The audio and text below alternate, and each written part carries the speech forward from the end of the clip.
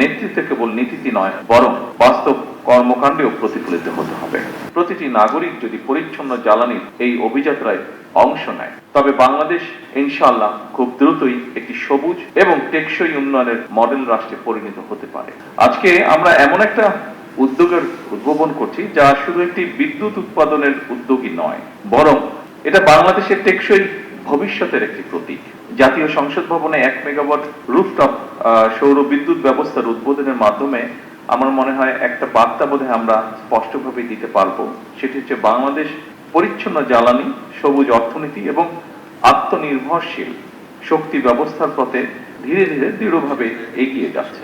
লুইখানে নির্মিত নকশায় নির্মিত এই জাতীয় সংসদ ভবন অবশ্যই আমাদের গণতন্ত্রের প্রতীক, এবং আজ সেই ভবনের ছাদে সৌর শক্তিকে কাজে লাগিয়ে আমরা মনে হয় প্রমাণ করার চেষ্টা করছি নেতৃত্বে কেবল নীতিতে নয় বরং বাস্তব কর্মকাণ্ডেও প্রতিফলিত হতে হবে।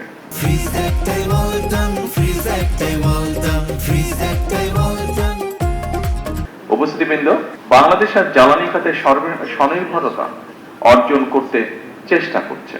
আমাদের অর্থনীতি সম্প্রসারিত হচ্ছে, শিল্পায়ন বাড়ছে, বিদ্যুতের চাহিদাও দ্রুত গতিতে বৃদ্ধি পাচ্ছে। কিন্তু একই সঙ্গে আমাদের অবশ্যই স্বীকার করতে হবে, জলবায়ু পরিবর্তনের অভিঘাতে বাংলাদেশ বিশ্বের অন্যতম একটি ঝুঁকিপূর্ণ দেশ।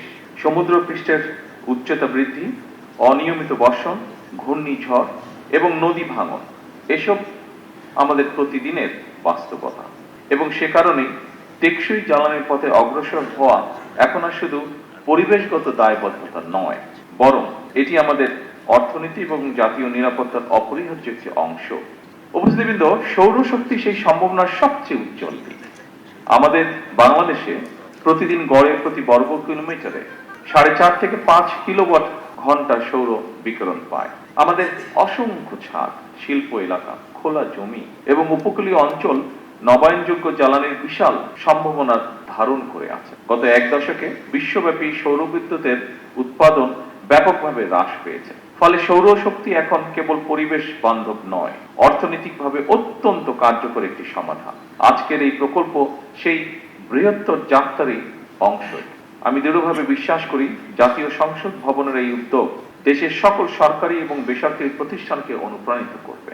প্রতিটি ছাদ, প্রতিটি প্রতিষ্ঠান এবং প্রতিটি নাগরিক যদি পরিচ্ছন্ন জ্বালানির এই অভিযাত্রায় অংশ নেয়, তবে বাংলাদেশ ইনশাআল্লাহ খুব দ্রুতই একটি সবুজ এবং টেকসই উন্নয়নের মডেল রাষ্ট্রে পরিণত হতে পারে।